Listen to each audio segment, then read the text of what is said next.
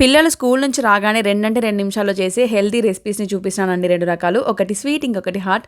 మరి ఇంకా లేట్ చేయకుండా వీడియో స్టార్ట్ చేద్దాం. ఫస్ట్ అయితే ఒక పాన్ తీసుకొని అందులోకి 2 టీ స్పూన్ల వరకు ఆయిల్‌ని అయితే వేసుకోండి.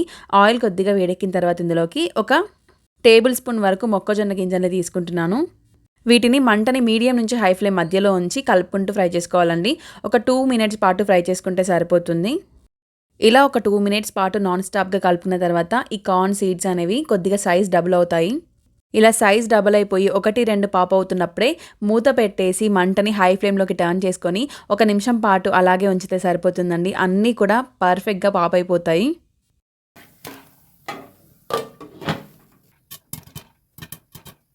ఇలా ఈ విధంగా ఒకసారి మొక్కజొన్న గింజలతోటి ట్రై చేసి చూడండి. యాక్టివ్ పాప్కార్న్స్ అని అలాంటివి అవసరమే లేదండి.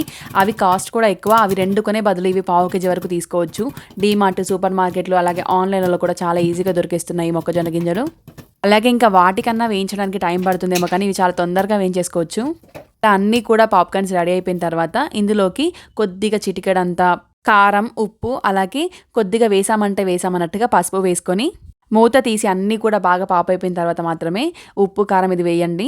ఇలా వేసేటప్పుడు కూడా 1, 2 చిల్లుతూ ఉంటాయి, జాగ్రత్తగా చూసుకోండి. ఇలా కారం, ఉప్పు వేసేటప్పుడు మాత్రం ఖచ్చితంగా స్టవ్ ఆఫ్ చేసిన తర్వాత మాత్రమే వేయాలండి. లేదంటే ఈజీగా మాడిపోతుంది. కొద్దిగా చల్లారిన తర్వాత వేసినా కూడా పర్లేదు, ప్యాన్ మరీ బాగా వేడిగా ఉన్నట్లయితే. ఇలా పాప్కార్న్ అయితే రెడీ చేసుకున్నాం కదా. నెక్స్ట్ ఇంకా అదే ప్యాన్ని కొద్దిగా తుడిచేసి అందులోకి ఒక 2 టీ స్పూన్ల వరకు ఆయిల్ని అయితే వేసుకోండి. ఆయిల్ వేసుకున్న తర్వాత ఇందులోకి తామర గింజలను యాడ్ చేసుకోవాలండి. ఈ తామర గింజల్ని కూడా మంటని మీడియం ఫ్లేమ్లో ఉంచి ఒక 3, 4 నిమిషాల పాటు బాగా వేయించుకోవాలి.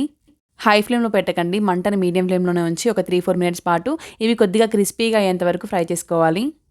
ఈ తామర గింజల్ని కొద్దిగా ఆయిల్ వేసి వేయించుకుంటేనే బాగుంటాయండి. క్రిస్పీగా ఉంటాయి, లేదంటే చాలా మెత్తగా తింటుంటే కూడా అంత మంచిగా అనిపించదు.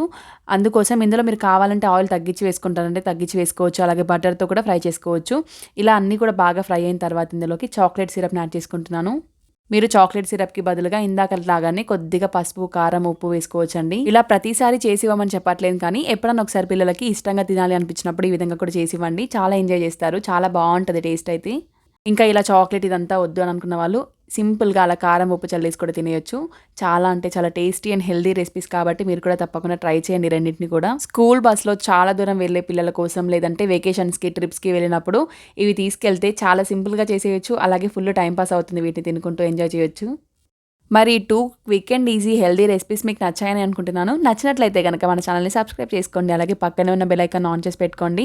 ఇలాంటి మంచి మంచి యమ్మీ అండ్ టేస్టీ వంటలతో రోజు ముందుకొస్తాను. కీప్ వాచింగ్ మీ food friend. Thank you for watching.